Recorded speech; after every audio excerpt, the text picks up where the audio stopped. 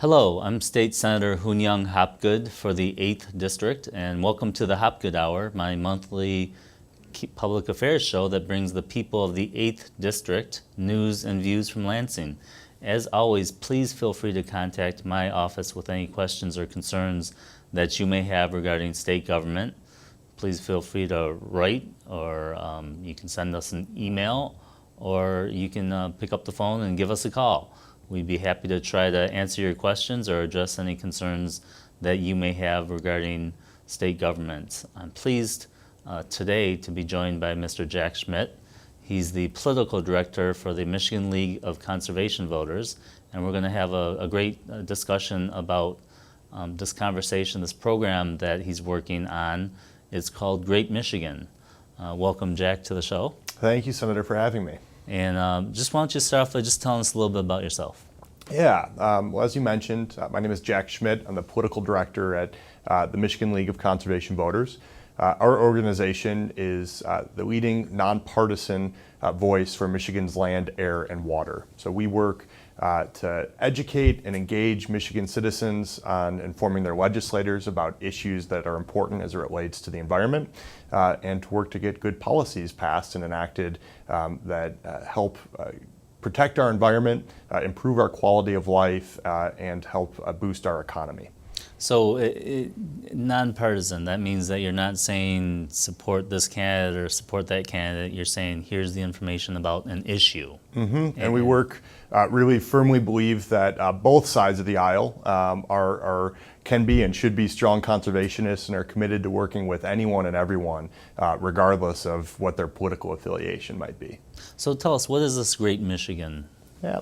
So Great Michigan is a process that we have convened for a number of years now that sets priorities for other organizations that work throughout the state on environmental issues. That's one kind of key goal of it, is to set a set of top priorities of environmental policies. The other component is to help educate and inform the public. So it's a resource for members of your district, folks throughout the state, to go to get information on some of the most pressing issues in our state as it relates to the environment and conservation. How long has this program been around? You said it's a number of years now? Yep, we've held the priority setting process for 4 years, so we've worked through 2 legislative sessions. As you're obviously well aware, a legislative session is 2 years, and we convene all of these groups at the beginning of each of those 2-year sessions. What makes the program successful to whatever extent that it's been successful thus far? What helps make it work? Yeah, I think one of the most important components of the program is that it involves a really wide range of organizations who work on a lot of different issues. We have everything from some of the large statewide environmental organizations like ourselves, Sierra Club, down to smaller, more regional groups that work on specific issues. Detroiters Working for Environmental Justice is an organization that's involved. Up north, we have Tip of the Mitt Watershed Council, the Michigan Recycling Coalition. So these are groups that work on everything from large statewide policies to more specific projects just in a specific area of the state. And so bringing all of these groups and organizations and professionals together on a regular basis to determine what are those most important issues facing our state from an environmental perspective, I think is what really sets this apart and makes it a successful and important effort. So you mentioned kind of a localized group, like a smaller group. Mm-hmm. They really see a value in kind of coming to a group or a group of groups that has maybe a broader scope. Yeah, I think if not all of those organizations who maybe work in a small region have the ability to come up to the Capitol every day, or have the ability to, while there may be issues important to their specific mission, they can only maybe have the resources to focus on one specific project. And so this enables, through a collaborative effort of all of these organizations, to kind of elevate the conversation a little bit in Lansing, and really give them a voice that they might not otherwise have. How does Great Michigan get its message out? In a number of different ways, partly through sitting down with legislators like yourself to inform them of what these priorities and topics are. We also have, we're active on social media. We've got, Facebook and Twitter, a website, and then we work with local newspapers to try and get attention of reporters when there's a specific issue in an area that might relate to what one of our priorities is. So through a number of different ways, through in-person meetings, through the internet, online, social media, and then through working with traditional media sources such as newspapers and television shows to kind of get the word out. So you guys have a lot of things that you care about, a lot of concerns that are out there, a lot of different organizations that are part of this process. But you have three main priorities or priority areas. Let's spend a little bit of time talking about each one of those because I think they each deserve to be sort of talked about and understood. So why don't you start off with one of them and tell us what that priority is. Great. So as you noted, there are three priorities that were agreed upon, a consensus agreement of all these organizations. Maybe we'll start with the first one is great energy. And I know this is very relevant to a lot of the work that you do as the ranking member of Energy and Tech Committee here in the Senate. So the great energy priority is an acknowledgement that for Michigan's economy to continue moving forward, we need to focus on producing our energy in a clean and efficient manner. So the ask is, for us to increase our renewable energy standard just at some point before we hit the 2015 date of our current renewable energy standard.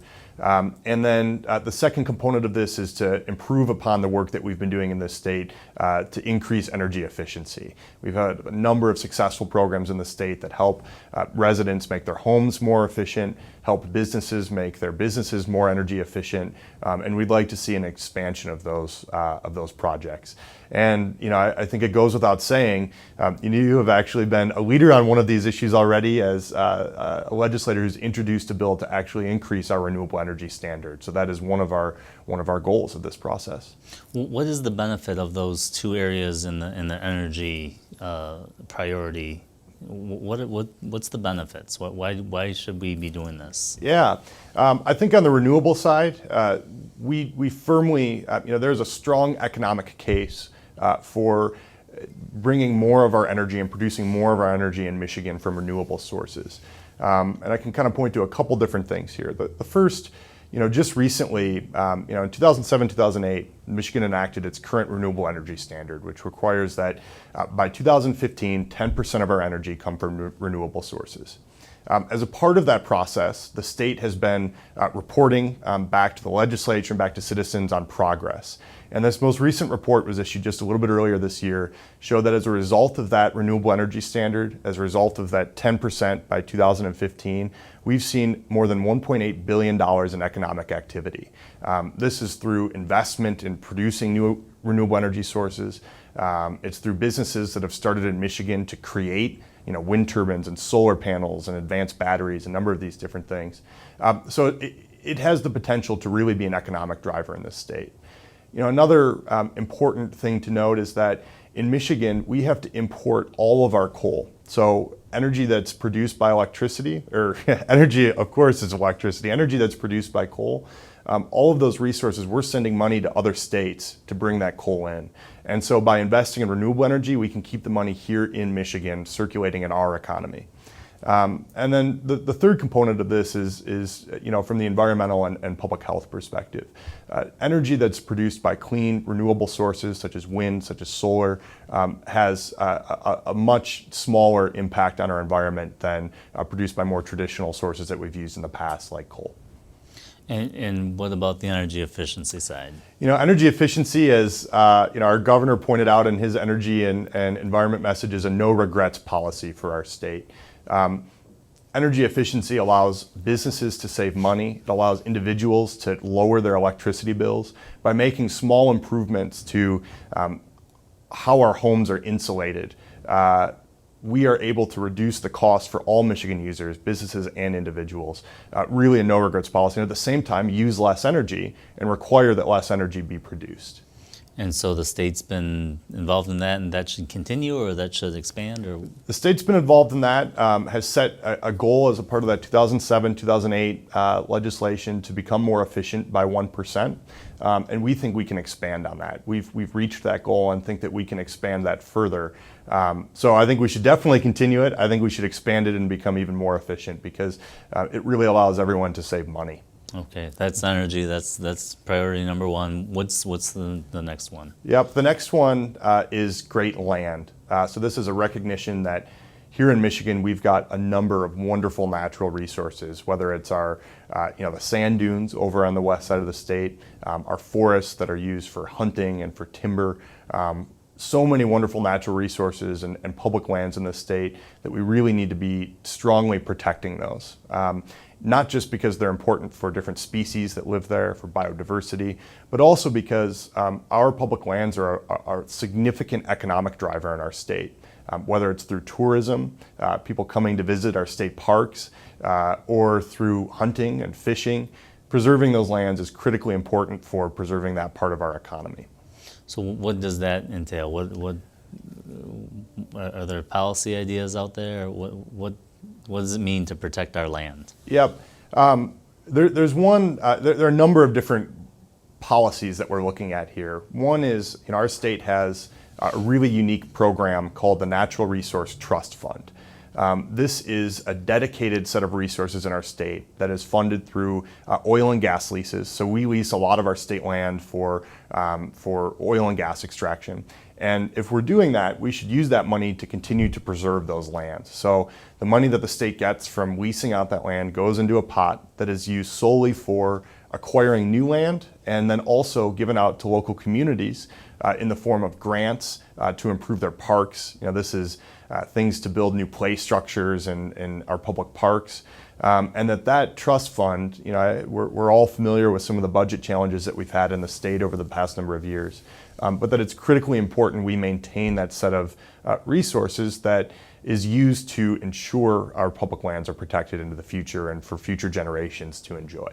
So it sounds like we have one of the main mechanisms for promoting great land. It's just a matter of making sure that legislators and the governor understand that should be protected and not be used for the budget crisis of the day, if you will. That's exactly right. That's exactly right. Over the years, there have been a number of threats. At sometimes folks have indicated it could be a good set of resources for transportation or for our schools, which are no doubt critically important services that our state provides.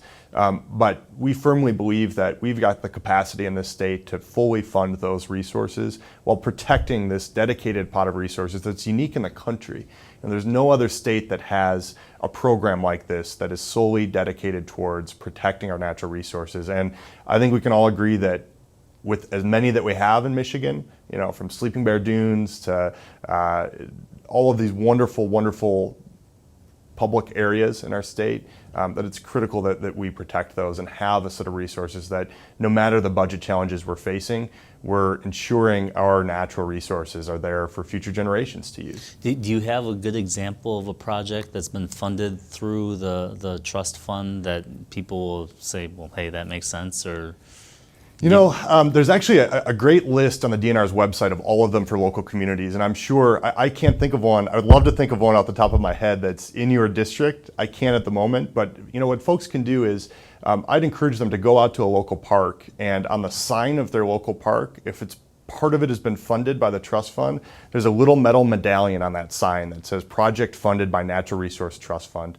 Almost $800 million in grants have been given out since the inception of this program, and it's been all over the state in almost every community in the state to ensure that it's everything from new trails to new playground equipment to new buildings on our parks, a really wide range of different projects.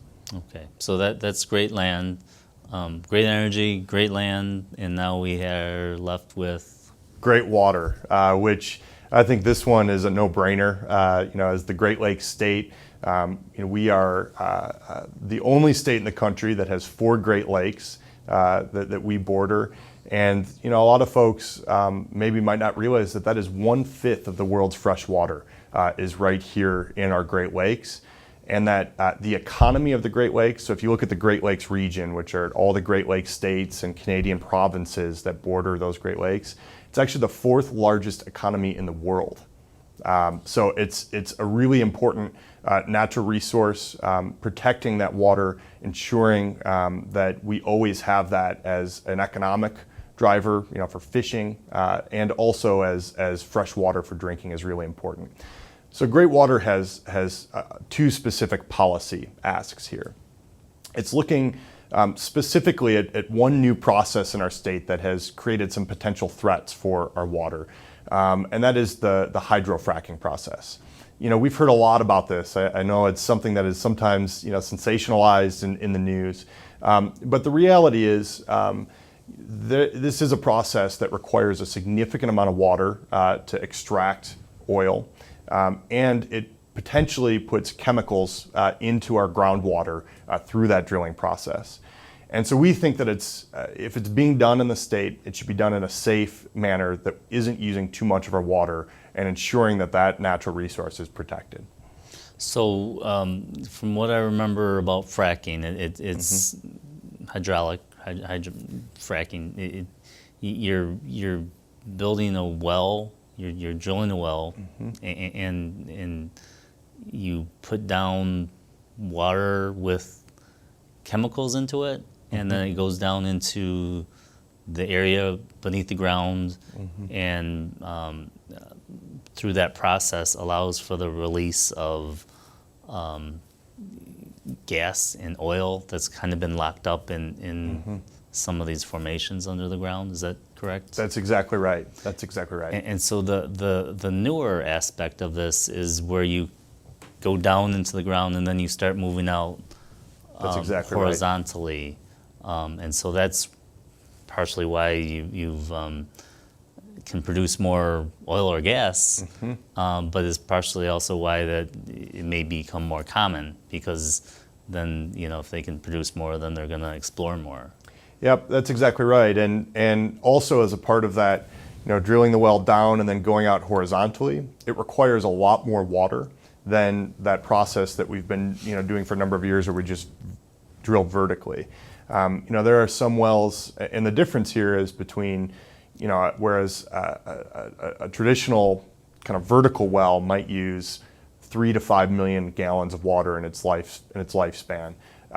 These new wells, where they're going out horizontally, are using 15 to 20 million gallons of water, which is a significant difference, and something that we don't in the state have a regulatory structure that is really ready to make sure that large use of water isn't affecting our watersheds, which our watersheds are our hallmark trout fishing streams.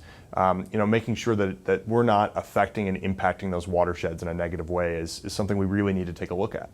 So now we have a process where if you're in other industries, you start pulling a lot of water out, you need to look at that and say, does it have a negative impact on the surrounding water users in an area? Yep, that's correct. Everything from our farms, agriculture, to heavy manufacturing uses a lot of water, and we've got really a state-of-the-art process in Michigan actually that's looked at around the world for determining whether or not those large water uses are having an adverse impact on local watersheds on our groundwater, or using too much of it essentially. It's an online web-based tool, really neat tool that pretty much everyone agrees is effective at determining whether or not these large water users can take that water. Unfortunately, here in Michigan, the oil and gas industry is exempt from that process, which before they were using these huge amounts of water maybe made sense. Now that we've got this horizontal form of drilling, I think we need to take a look at that process. Because they're using a lot more water. Exactly. And they could have an impact, and it would deprive everyone else basically of the ability to use that resource. That's exactly right. What other concerns are there around this issue? So the other significant concern, when you talked about and explained the process, you mentioned that there are chemicals that are used as a part of this process. So when a well is drilled, they're injecting water and chemicals down to basically break up all the rock and sediment. And those chemicals currently in Michigan do not need to be disclosed publicly until after that well is already sealed up and all the chemicals have been injected into the earth. We think that that process should be a little bit more transparent. If we're injecting chemicals down into what could in the future be our drinking water, we should know in advance what those chemicals are. And so we are asking, and the Great Michigan groups are asking for a more robust public disclosure of chemicals used in the fracking process. How many chemicals might be used in say, one well? Mm-hmm. One well could have anywhere, it really depends on the company doing it. There are different proprietary combinations of chemicals, but anywhere from 15 to 30 different chemicals are a part of the process. I think it is important to note they are a very small percentage of what's being injected into that well. If you were to compare the amount of chemicals to water, it's less than 1%. But when we're dealing in volumes of millions of gallons of water, it's still a significant number of chemicals that are being injected down into the earth. Now, what happens to the water and the chemicals? It stays down there. So some of it will come back up after the well is drilled. Some of it will flow back up through the earth, and that's collected and dealt with in a safe manner. It's required to be dealt with and cleaned. But most of the water remains, and most of the chemicals remain down in the earth and occupies a space that was once natural gas, which has been extracted. So all of it stays down under the ground and potentially in our water table. And there's concerns that it could stay down there or move or do things like that. Exactly. All of our entire hydrological system, our water system is all interconnected. And once you've injected chemicals one place, it's difficult to know, if they're going to end up in a river, in our drinking water. Potentially this is being done at a pretty deep part of the ground that we're not drilling for water for wells right now. If you have a well in your home that provides water for your home, you're probably not going to the depth of one of these wells at this point. But as we see water levels maybe decline, 50, 60 years in the future, we could be drawing our drinking water directly from where they're drilling for oil right now.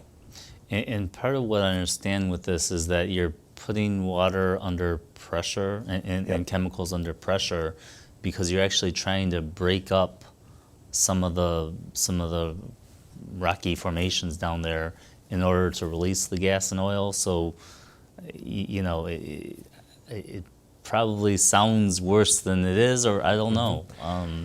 Yeah, I think that's you just nailed the question right there. We don't really know. This is a very new process, and simply the physics of what you just described. Water being injected into our bedrock in a very, very high pressure, breaking up all of the rock down there. We don't know what impact that has, frankly, and where that water is going necessarily. I mean, this is happening 4,000 or 5,000 feet below the surface of the earth. Science can tell us a lot, but it can't tell us everything about what's happening after we break up all that rock and sediment. So, great energy, great land, and great water. If we don't pay attention to these things, if we don't do some of the proactive things that you've suggested, what are the negative consequences? And we talked a little bit about it, but what happened to us as a result? Mm-hmm. I think there are three really important areas to focus on here. The first is our economy. We've touched on that in a number of these different conversations, how important each of these resources and initiatives is to a healthy and sustainable and robust economy in our state. We are very, very fortunate here in Michigan to have wonderful natural resources at our disposal. A lot of those natural resources are different drivers of our economy, whether it's agriculture, whether it's fishing and hunting and tourism. These are big, big sectors of our economy, and if we're not protecting these natural resources, we're going to lose those parts of our economy. So I think the first thing is economic. For Michigan to have a long-term sustainable economy, we have to be protecting our natural resources. The second part is just quality of life. More and more studies are pointing to population shifting to areas of the country where there's a high quality of life, where people have access to parks and recreation, and maintaining all of these natural resources, making sure that we've got clean water, making sure that we've got energy that's not impacting the air we breathe, making sure we've got expanses of public lands. Those are really important for that quality of life, for attracting people from other states, attracting businesses from other states to locate here. And then the third part is simply protecting these natural resources for future generations. We all grew up in the state with, whether it's access to the Detroit River, access to the Upper Peninsula, to Lake Huron, Lake Michigan.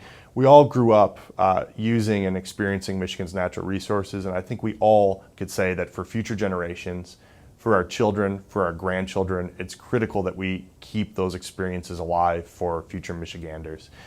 So it's really those three. It's the economy, it's quality of life, and it's environmental protection for future generations.